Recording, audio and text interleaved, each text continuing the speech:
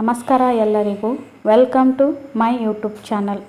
ಇಂದಿನ ತರಗತಿಯಲ್ಲಿ ಕಂಪ್ಯೂಟರ್ಗೆ ಸಂಬಂಧಪಟ್ಟಂತೆ ಹಿಂದೆ ನಡೆದ ಎಲ್ಲ ಪರೀಕ್ಷೆಗಳಲ್ಲಿ ಕಂಪ್ಯೂಟರ್ಗೆ ಸಂಬಂಧಪಟ್ಟಂತಹ ಪ್ರಮುಖ ಪುನರಾವರ್ತನೆಯ ಪ್ರಶ್ನೆಗಳನ್ನು ಇಂದಿನ ತರಗತಿಯಲ್ಲಿ ಸಾಲ್ವ್ ಮಾಡ್ತಾ ಹೋಗೋಣ. ಈ ತರಗತಿ ತುಂಬ ಉಪಯುಕ್ತವಾದ ತರಗತಿ ಆಗಿರುವುದರಿಂದ ವಿಡಿಯೋವನ್ನು ಸ್ಕಿಪ್ ಮಾಡದೆ ಕೊನೆಯವರೆಗೂ ನೋಡಿ. ಇಂದಿನ ತರಗತಿಯ ಮೊದಲ ಪ್ರಶ್ನೆ ಹೀಗಿದೆ. ಮೊದಲ ಪ್ರಶ್ನೆ, MS ವರ್ಡ್ನಲ್ಲಿ ಒಟ್ಟು ಡ್ಯಾಶ್ ಜೋಡಣೆಗಳಿವೆ. MS ವರ್ಡ್ನಲ್ಲಿ ಒಟ್ಟು ಡ್ಯಾಶ್ ಜೋಡಣೆಗಳಿವೆ. Option 1, option 2, option 3, option 4. ಈ ಪ್ರಶ್ನೆಗೆ ಸರಿಯಾದ ಉತ್ತರ ಆಪ್ಷನ್ 4. MS ವರ್ಡ್ನಲ್ಲಿ ಒಟ್ಟು 4 ಜೋಡಣೆಗಳಿವೆ. ನೆಕ್ಸ್ಟ್ ಪ್ರಶ್ನೆ, ಎರಡನೇ ಪ್ರಶ್ನೆ, ಮೈಕ್ರೋಸಾಫ್ಟ್ ಆಫೀಸ್ ಎಂಬುದು ಡ್ಯಾಶ್. ಮೈಕ್ರೋಸಾಫ್ಟ್ ಆಫೀಸ್ ಎಂಬುದು ಡ್ಯಾಶ್ ಸಾರ್ವಜನಿಕ ತಂತ್ರಾಂಶ, ಅನ್ವಯನ ತಂತ್ರಾಂಶ, ತೆರೆದ ತಂತ್ರಾಂಶ ಯಾವುದು ಅಲ್ಲ. ಈ ಪ್ರಶ್ನೆಗೆ ಸರಿಯಾದ ಉತ್ತರ ಆಪ್ಷನ್ 2, ಅನ್ವಯನ ತಂತ್ರಾಂಶ. ಮೈಕ್ರೋಸಾಫ್ಟ್ ಆಫೀಸ್ ಎಂಬುದು ಅನ್ವಯನ ತಂತ್ರಾಂಶ. ನೆಕ್ಸ್ಟ್ ಪ್ರಶ್ನೆ, ಮೂರನೇ ಪ್ರಶ್ನೆ, ಗಣಕಯಂತ್ರದ ಸ್ಕ್ರೀನ್ನಲ್ಲಿರುವ ಬ್ಲಿಂಕಿಂಗ್ ಸಿಂಬಲ್ ಯಾವುದು? ಗಣಕಯಂತ್ರದ ಸ್ಕ್ರೀನ್ನಲ್ಲಿರುವ ಬ್ಲಿಂಕಿಂಗ್ ಸಿಂಬಲ್ ಯಾವುದು? Option 1 mouse, option 2 logo, option 3 hand, option 4 cursor. ಈ ಪ್ರಶ್ನೆಗೆ ಸರಿಯಾದ ಉತ್ತರ ಆಪ್ಷನ್ 4 ಕರ್ಸರ್.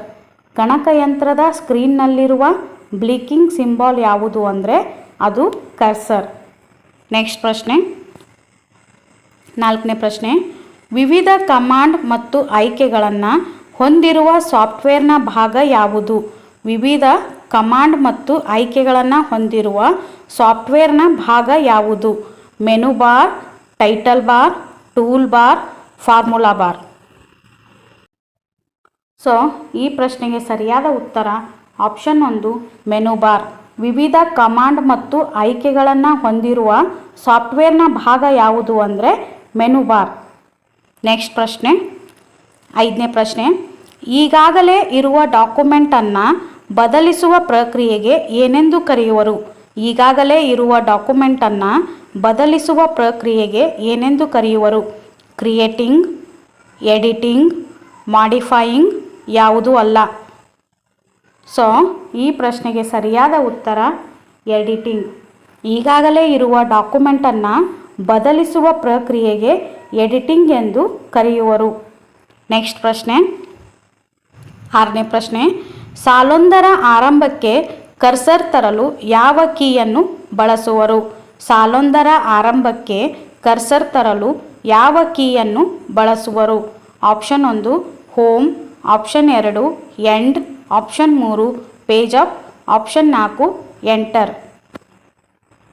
ಈ ಪ್ರಶ್ನೆಗೆ ಸರಿಯಾದ ಉತ್ತರ ಆಪ್ಷನ್ 1 ಹೋಮ್. ಸಾಲೊಂದರ ಆರಂಭಕ್ಕೆ ಕರ್ಸರ್ ತರಲು ಹೋಮ್ ಕೀಯನ್ನು ಬಳಸುವರು. ನೆಕ್ಸ್ಟ್ ಪ್ರಶ್ನೆ, ಏಳನೇ ಪ್ರಶ್ನೆ, ಡಾಕ್ಯುಮೆಂಟ್ ಒಂದಕ್ಕೆ ಬಳಕೆದಾರ ಕೊಡುವ ಹೆಸರನ್ನು ಏನೆಂದು ಕರೆಯುವರು? ಡಾಕ್ಯುಮೆಂಟ್ ಒಂದಕ್ಕೆ ಬಳಕೆದಾರ ಕೊಡುವ ಹೆಸರನ್ನು ಏನೆಂದು ಕರೆಯುವರು? File name, program, record, data. ಈ ಪ್ರಶ್ನೆಗೆ ಸರಿಯಾದ ಉತ್ತರ ಆಪ್ಷನ್ 1 ಫೈಲ್ ನೇಮ್. ಡಾಕ್ಯುಮೆಂಟ್ ಒಂದಕ್ಕೆ ಬಳಕೆದಾರ ಕೊಡುವ ಹೆಸರನ್ನು ಫೈಲ್ ನೇಮ್ ಎಂದು ಕರೆಯುವರು.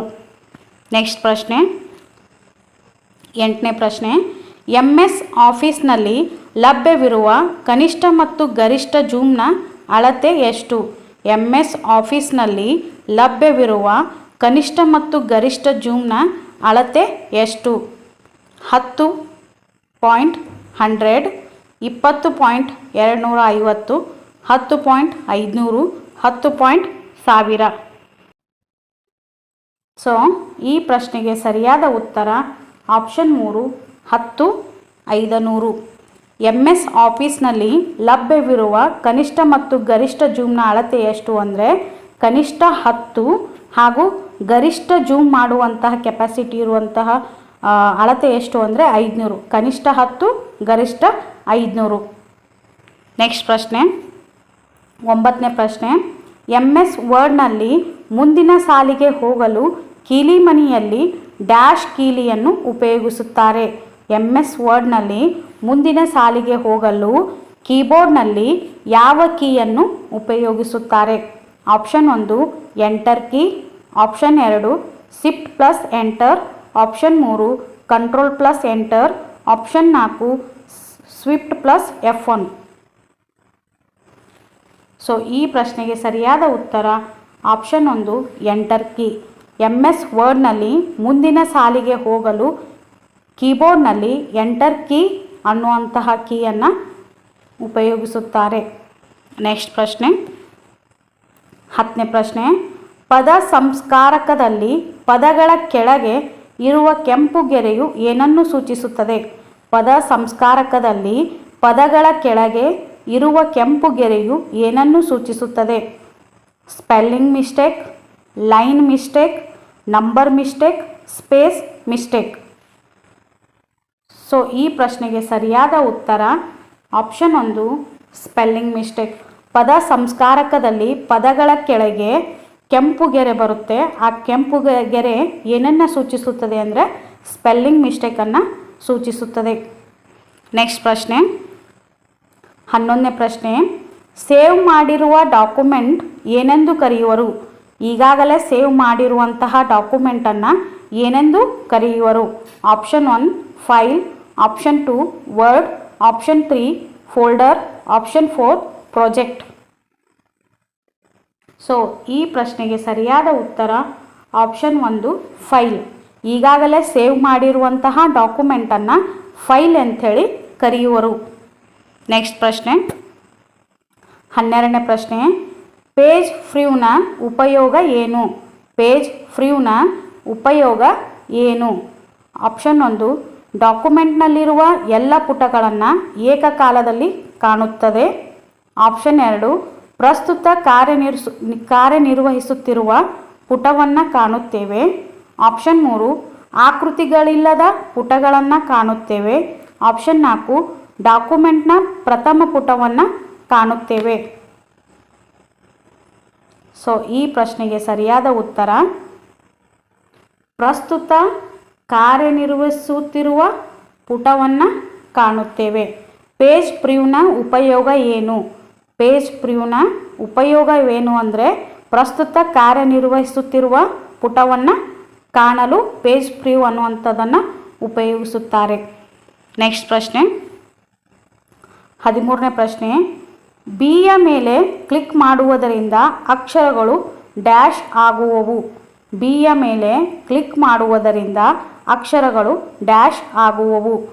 Option 1 italic, option 2 underline, option 3 italic ಮತ್ತು ಅಂಡರ್ಲೈನ್, ಆಪ್ಷನ್ 4 ಬೋಲ್ಡ್. ಬಿಯ ಮೇಲೆ ಕ್ಲಿಕ್ ಮಾಡುವುದರಿಂದ ಅಕ್ಷರಗಳು ಬೋಲ್ಡ್ ಆಗುವವು. ಬಿಯ ಮೇಲೆ ಕ್ಲಿಕ್ ಮಾಡುವುದರಿಂದ ಅಕ್ಷರಗಳು ಬೋಲ್ಡ್ ಆಗುವವು. ನೆಕ್ಸ್ಟ್ ಪ್ರಶ್ನೆ 14ನೇ ಪ್ರಶ್ನೆ. ಸಾಮಾನ್ಯವಾಗಿ ಕಾಲಮ್ನಲ್ಲಿರುವ ಪಠ್ಯವು ಯಾವ ರೀತಿಯ ಜೋಡಣೆಯನ್ನು ಹೊಂದಿರುತ್ತದೆ? ಸಾಮಾನ್ಯವಾಗಿ ಕಾಲಮ್ನಲ್ಲಿರುವ ಪಠ್ಯವು ಯಾವ ರೀತಿಯ ಜೋಡಣೆಯನ್ನು ಹೊಂದಿರುತ್ತದೆ? ಸಮ, ಬಲ, ಎಡ, ಮಧ್ಯ. ಸೊ ಈ ಪ್ರಶ್ನೆಗೆ ಸರಿಯಾದ ಉತ್ತರ ಆಪ್ಷನ್ 1 ಸಮ. ಸಾಮಾನ್ಯವಾಗಿ ಕಾಲಮ್ನಲ್ಲಿರುವ ಪಠ್ಯವು ಯಾವ ರೀತಿಯ ಜೋಡಣೆಯನ್ನು ಹೊಂದಿರುತ್ತದೆ ಅಂದರೆ ಸಮವಾಗಿ ಜೋಡಣೆಯನ್ನು ಹೊಂದಿರುತ್ತದೆ. ನೆಕ್ಸ್ಟ್ ಪ್ರಶ್ನೆ 15ನೇ ಪ್ರಶ್ನೆ. ನೀವು ಸ್ಟೈಲನ್ನು ಯಾವುದಕ್ಕೆ ಬಳಸಬಹುದು? ನೀವು ಸ್ಟೈಲನ್ನು ಯಾವುದಕ್ಕೆ ಬಳಸಬಹುದು? ಆಪ್ಷನ್ 1 ನಿಮ್ಮ ದಸ್ತಾವೇಜುಗಳಿಗೆ ಆಕಾರ ಚೌಕಟ್ಟು ತಂದುಕೊಡಲು. ಆಪ್ಷನ್ 2 ದಸ್ತಾವೇಜುಗಳಿಗೆ ಬದಲಾವಣೆಗಳನ್ನು ಸೇವ್ ಮಾಡಲು. ಆಪ್ಷನ್ 3 ದಸ್ತಾವೇಜುಗಳಲ್ಲಿನ ಪಠ್ಯಭಾಗವನ್ನು ತೆಗೆದುಹಾಕಲು. ಆಪ್ಷನ್ 4 ದಸ್ತಾವೇಜುಗಳ ಪ್ರತಿಗಳನ್ನು ಮಾಡಿಕೊಳ್ಳಲು.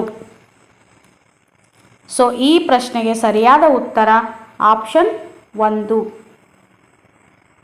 ಸ್ಟೈಲನ್ನು ಯಾವುದಕ್ಕೆ ಬಳಸಬಹುದು ಅಂದರೆ ನಿಮ್ಮ ದಸ್ತಾವೇಜುಗಳಿಗೆ ಆಕಾರ ಚೌಕಟ್ಟು ತಂದುಕೊಡಲು ಸ್ಟೈಲನ್ನು ಬಳಸಬಹುದಾಗಿದೆ. ಸೊ ಇದಾಗಿತ್ತು ಇಂದಿನ ತರಗತಿ.